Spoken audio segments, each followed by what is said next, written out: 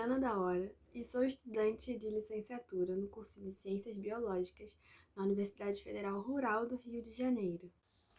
Olá, eu me chamo Tainara Salvador e sou estudante de licenciatura em Ciências Biológicas na Rural. Na aula de hoje, conversaremos sobre a biogeografia histórica do vírus SARS-CoV-2. Esse vírus é o causador da doença Covid-19. Esse termo é a abreviação do nome inglês Coronavirus Disease 19. E aqui no Brasil chamamos apenas de coronavírus. Mas, para começarmos a falar sobre esse tema, faremos uma breve introdução. Você sabe o que é um vírus?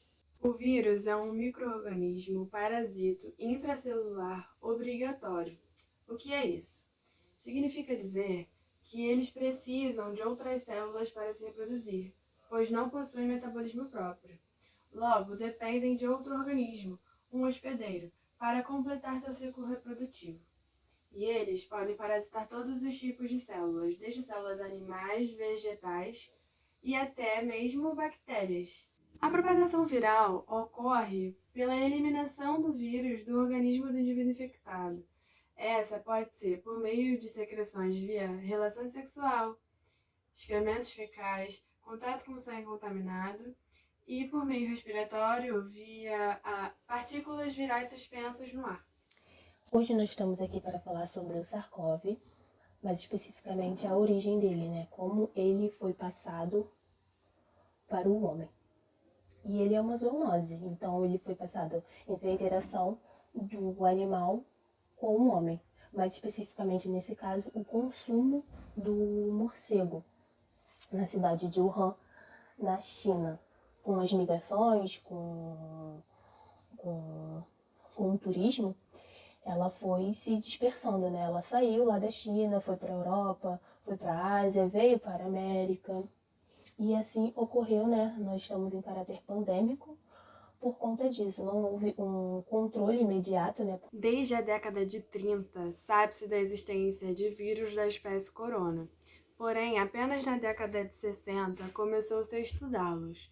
Desde então, tivemos o conhecimento de que há 4 gêneros distintos de coronavírus, e desses, 2 são capazes de acometer os seres humanos. São eles o alfa e o beta-Covis. Dentre dessa especificação, ainda existem 2 subgêneros de cada que são capazes de gerar bronquiolite em crianças. Nos anos de 2002 e 2003, o vírus SARS-CoV do gênero beta surgiu na Ásia, acometendo cerca de 8 mil pessoas e alcançando a taxa de letalidade de 9,6%. E entre 2012 e 2013, cerca de 2 mil pessoas adoeceram com o surgimento do MERS-CoV no Mediterrâneo, que obteve 34,3% de taxa de letalidade. Isso é muita coisa. Então, gente, aqui a gente vai falar sobre como houve a dispersão do SARS-CoV com um olhar meio que biogeográfico, né? A biogeografia, ela estuda a variação e o padrão de distribuição de qualquer organismo na Terra. Porém, como o vírus ele não é um ser vivo, nós vamos trabalhar com hipóteses biogeográficas de como houve, né, essa distribuição do SARS-CoV.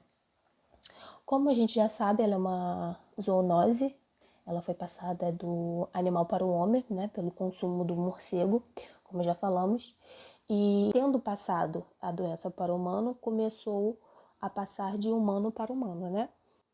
E saindo da China, ela foi passada para o mundo, né, pela pessoa contaminada que, estando lá na China, foi contaminada, saiu, né, migrou, contaminou outros lugares. A partir daí, tanto as migrações quanto as novas mutações virais fizeram com que essa doença dispersasse com facilidade e rapidez de maneira desordenada.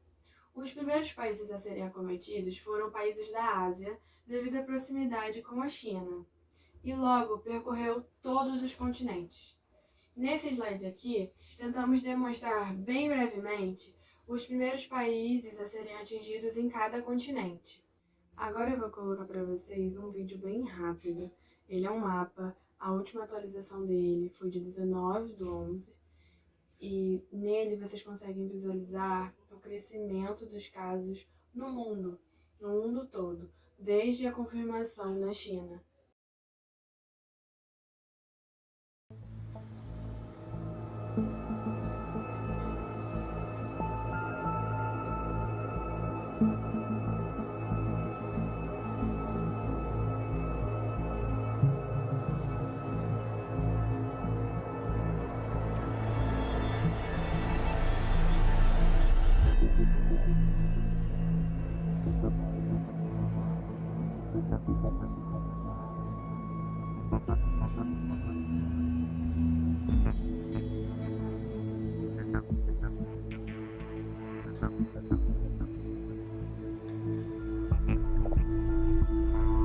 Então, gente, o primeiro caso de coronavírus da doença foi em fevereiro de 2020, né?